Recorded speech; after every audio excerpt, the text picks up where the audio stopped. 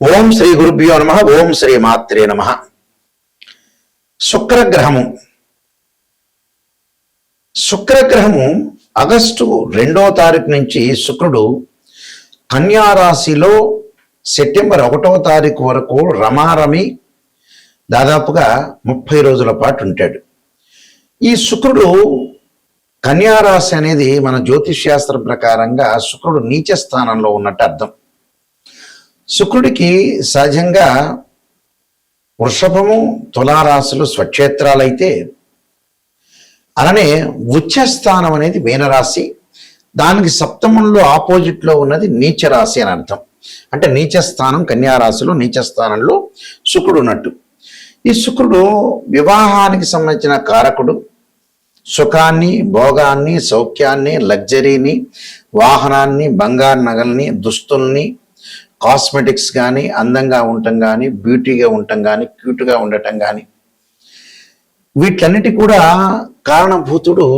కారణమయ్యేవాడు planet ఏంటంటే Venus planet. శుక్రగ్రహము సప్తమ భావకారకుడు అంటారు జ్యోతిష్యంలో. శుక్రగ్రహం బాగుంటేనే మ్యారేజ్ లైఫ్ అనేది అనుకూలంగా ఉంటుందని, కొంతవరకు ఒక 30-40% సపోర్ట్గా ఫైనాన్షియల్ పరంగా ఉండే డెవలప్మెంట్స్ కానీ, ఇలాంటి వాటిలన్నిటికీ కూడా శుక్రుడు కారణమవుతాడు. మరి ఇప్పుడు చెప్పే ఫలితాలు ఏంటంటే గోచార రీత్యా చెప్పే ఫలితాలు అంటారు. గోచార పరంగా ఎవరి రాశి దగ్గర నుంచి అయినా సరే వాళ్ళు ఎలా చూసుకోవాలి, వాళ్ళ రాశి దగ్గర నుంచి 1, 2, 4, 5, 8, 9, 11 స్థానాల్లో ఉంటే శుక్రుడు మంచి ఫలితాన్ని ఇస్తాడు. అంటే వివాహ సంబంధాలు కానీ, లవ్ అట్రాక్షన్ కానీ, ప్రేమికులు కానీ, ప్రేమించటం కానీ, అలానే వివాహ సంబంధాలు, సంతానము, డబ్బు అన్ని రకాలుగా అనుకూలంగా ఉండాలంటే శుక్రగ్రహం అనేది మన జాతకంలో అనుకూలంగా ఉండాలి. అలాగే గోచారరీత్యా కూడా 20% గోచారం 20% సపోర్ట్గా ఉన్నా కూడా మన జాతక పరంగా శుక్రగ్రహాన్ని చూడాలి. అంటే ఈ గోచారం అంతా కూడా ఉద్యోగము, వ్యాపారము, సంతానము, డబ్బు, ఈ నెల రోజుల పాటు ఎలాంటి నిర్ణయాలు తీసుకోవాలి, ఎలాంటి విషయాలు తీసుకోవాలి, ఎలాంటి మనం ఖచ్చితమైన నిర్ణయాలు తీసుకోవాలి, ఎలాంటి తప్పుడు నిర్ణయాలు తీసుకోకూడదు అని చాలా జాగ్రత్తగా అనుసరించేదే గోచారం.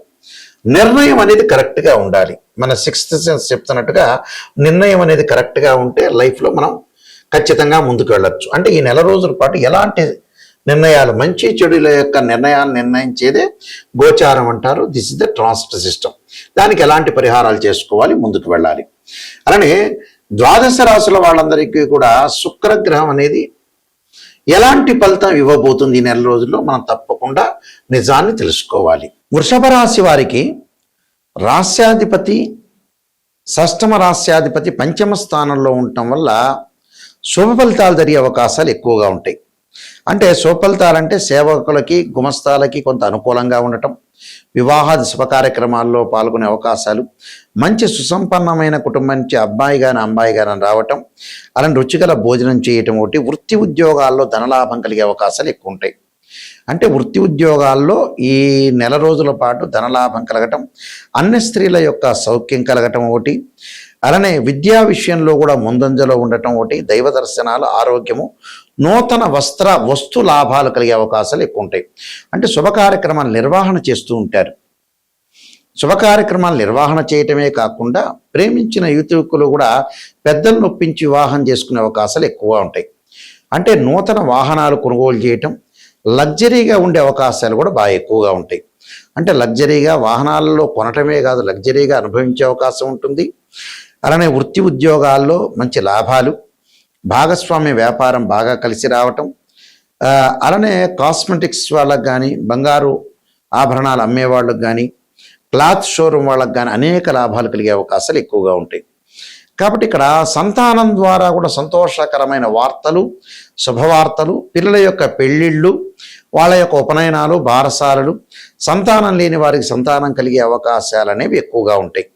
అలానే ప్రతి పని కూడా పెండింగ్ ప్రాజెక్టులన్నీ కూడా పూర్తి చేసే అవకాశాలు ఎక్కువ ఉంటాయి. ప్రభుత్వ అధికారుల యొక్క మెప్పు పొందే అవకాశాలు కూడా బాగా ఎక్కువ ఉంటాయి. అంటే పంచమ స్థానంలో శుక్రుడు మంచి చేస్తాడు గోచార రీత్యా. ఆ విషయాన్ని అందరూ కూడా గ్రహించాలి. అయితే ఇంకా బాగా ఉండాలంటే దాని పరిహారం ఏమిటి అని అంటే, శుక్రవారం రోజున అమ్మవారి కుంకుమార్చన చేయటం మర్చిపోవద్దండి. స్త్రీలు ముఖ్యంగా, పురుషులు వచ్చేటప్పటికల్లా అమ్మవారి యొక్క ఆరాధన చేయండి. శుక్రవారం రోజున చక్కగా రాజరాజేశ్వరి ఆరాధన, వీలైతే శుక్రవారం రోజున ఏదన్నా అమ్మవారి యొక్క క్షేత్రానికి వెళ్ళటం, శ్రీశైలంలో భ్రమరాంబికా పీఠం కానీ, అలానే జోగులాంబ కానీ, అలానే పిఠాపురంలో ఉండే పురోహితిగా అమ్మవారు కానీ, శ్రీశైలానికి వెళితే ఇక శివపార్వతుల యొక్క దర్శనం అనేది చక్కగా జరుగుతుంది. అందువల్ల శ్రీశైల క్షేత్రానికి వెళ్ళండి. అలానే అమ్మవారి యొక్క అనుగ్రహానికి ఆ రోజున చక్కగా వీలైతే బొబ్బర్లు, ఎల్లో క్లాత్ వస్త్రము మరి బ్రాహ్మణులకు దానం చేయండి. దానం చేయటం వల్ల ఏంటంటే వివాహం అనేది తొందరగా జరిగే అవకాశం ఉంటుంది. ఆ రోజు చక్కగా కన్యాపాస్పతాశ్రుద్రాభిషేకం అబ్బాయిలు, అమ్మాయిలు వచ్చేటప్పటికి వరపాస్పతాశ్రుద్రాభిషేకం, అఘోర గౌరీ పాస్పతాశ్రుద్రాభిషేకం చేయటం వల్ల వివాహం అనేది మంచి జరుగుతుంది. అలానే శుక్రుడి యొక్క జపం చేయటం వల్ల కూడా ధనం కలిసి వచ్చే అవకాశం ఖచ్చితంగా ఉంటుంది. ఈ శుక్రగ్రహము మనకి కళత్రకారకుడు. చాలామంది కూడా వివాహానికి ఏం చూస్తుంటారంటే కుజదోషాన్ని చూస్తుంటారు. నిజంగా ఏమిటంటే కుజదోషం కాదు. నిజాన్ని తెలుసుకోవాలని మన ప్రేక్షకులందరికీ కూడా ఒక అవగాహన రావాలన్న ఉద్దేశం ఇంటెండ్. వీనస్ ప్లానెట్ ఏంటంటే సప్తమ భావ కారకుడు, అంటే 7th లార్డ్కి సంబంధించిన కారకుడు శుక్రుడు.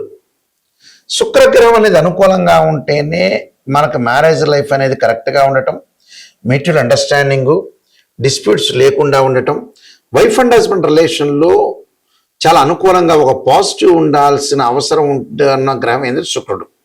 శుక్రుడు ఎప్పుడూ కూడా జన్మజాతకం వేరు, బర్త్ చార్ట్ వేరు, గోచారం వేరు. గోచారంలో ఉండే కండిషన్స్ వేరుగా ఉంటాయి చూడటంలో, రిజల్ట్స్ చూడటంలో.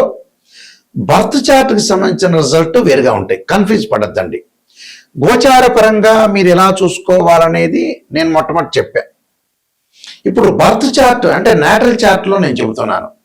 ఈ నాటల్ చార్ట్లో ఏమిటి అని అంటే ఎవరి జాతకాన్నైనా మనం వివాహం అవుతుందా కాదా, వివాహపరంగా డిఫరెన్స్ ఆఫ్ ఒపీనియన్స్ ఎందుకు వస్తాయి, మ్యూచువల్ అండర్స్టాండింగ్ అనేది లేకపోవటం ఏంటి, పెళ్లి అనేది ఎందుకు ఆలస్యం అవుతుంది, ఆలస్యం తర్వాత కూడా విడాకులు ఎందుకు జరుగుతాయి, వివాహం జరగకపోవటానికి కారణం ఏంటి అంటే పేరెంట్స్ అందరూ కూడా గుర్తుపెట్టుకోవాల్సింది ఏంటంటే చాలామంది కూడా 40 ఏళ్ల వరకు 50 ఏళ్ల వరకు పిల్లల యొక్క పెళ్ళిళ్ళు చేయకుండా డబ్బులు ఏదో ఖర్చు అవుతున్నాయని మ్యారేజ్ బ్యూరోలో కానీ ఆస్ట్రాలజర్ని అప్రోచ్ కాకుండా ఇలాంటివన్నీ చేస్తుంటారు. డబ్బులు ఖర్చు అయ్యే అవకాశం అందరికీ ఉంటుంది. ఒకవేళ వాడు ఏమన్నా మ్యారేజ్ బ్యూరోలో ఖర్చు పెట్టలేదా, ఆస్ట్రాలజర్ని కరెక్ట్ అప్రోచ్ కాలేదా, ఏమైనా ఆస్ట్రాలజర్ ఎక్కువ అడుగుతున్నాడా అనే ఉద్దేశంతో కూడా కొంతమంది ఆపుకుంటారు.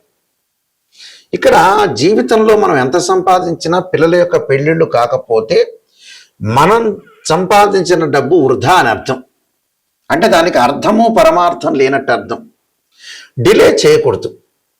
వాళ్ళు ప్రేమ పెళ్ళిళ్ళైనా మామూలు పెద్దలు కుదిరించిన పెళ్ళిళ్ళైనా పెళ్ళి అనేది చాలా ఇంపార్టెంట్. అంటే తల్లిదండ్రులు సంపాదించిన డబ్బు ఎందుకు ఎవరు అనుభవించాలి అంటే పిల్లలే అనుభవించాలి. పిల్లలకి మళ్ళీ పిల్లలు లేకపోతే మనం డబ్బు సంపాదించినా కష్టపడినా వేస్ట్. అంటే ఏ కృష్ణా నదిలోనో గోదావరి నదిలోనో మూసీ నదిలో వేయటం మంచిది. అంటే పిల్లలు బాగుంటేనే పేరెంట్స్ బాగుంటారు. దానికి కారణం ఏంటి? శుక్రగ్రహం.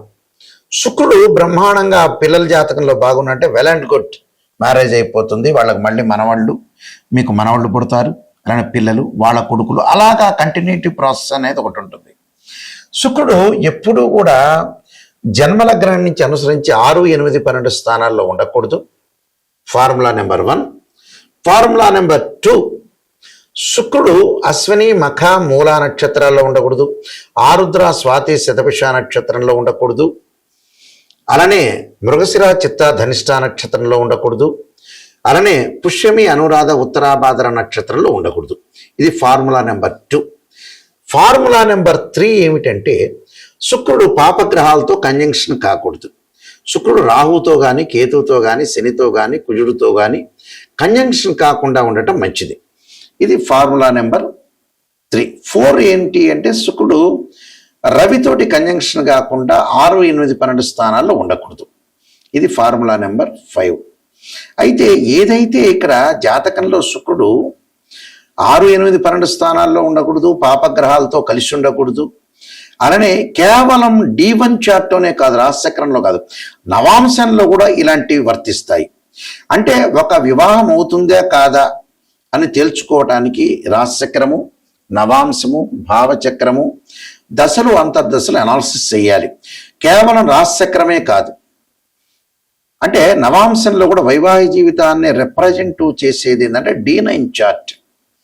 అంటే x-ray scan, CT scan, MRI scan లాంటివి మ్యాథమెటికల్ క్యాలిక్యులేషన్ వేసి శుక్రుడు నీచ స్థితిలో ఉన్నాడా, ఉచ్చ స్థితిలో ఉన్నాడా, శుక్రుడి మీద ఏదన్నా పాపగ్రహ దృష్టి ఉందే అని చూడాలి.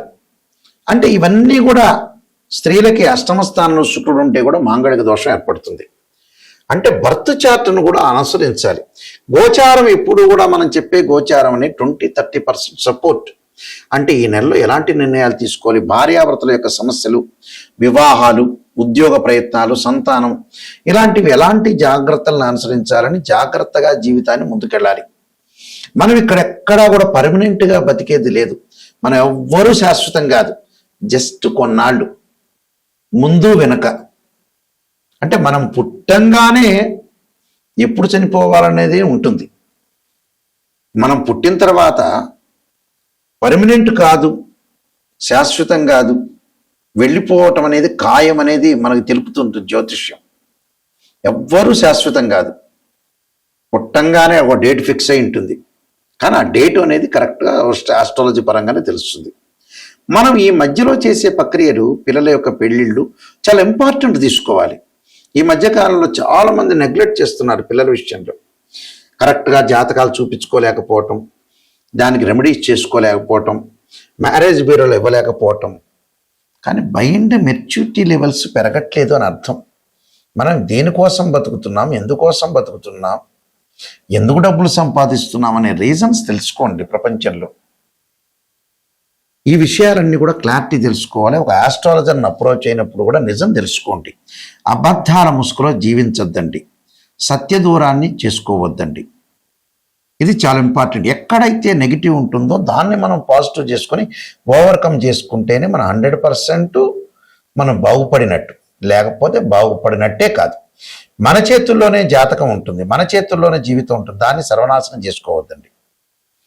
నేను కాలసర్పయోగము, కాలసర్పయోగ చంద్రిక, రాహుకేతులు, ఛాయాగ్రహాలు, బృహత్ పరిహార సింధు, పుత్రగణపతి వ్రతము, అలానే వివాహ మార్తాండము, జాతక చంద్రిక, అలానే సర్వదేవతా గోత్రపులు పార్ట్ 1, పార్ట్ 2, స్వప్న శాస్త్రము, నవగ్రహ దోషాలు పోవడానికి 12 మహావిద్యలు, ట్రాన్సిట్ ఆఫ్ రిజల్ట్స్, అలానే ప్రొడక్షన్ ఆఫ్ ఆస్ట్రాలజీ అనే నెంబర్ ఆఫ్ ఆస్ట్రాలజీ బుక్స్ రాశాను.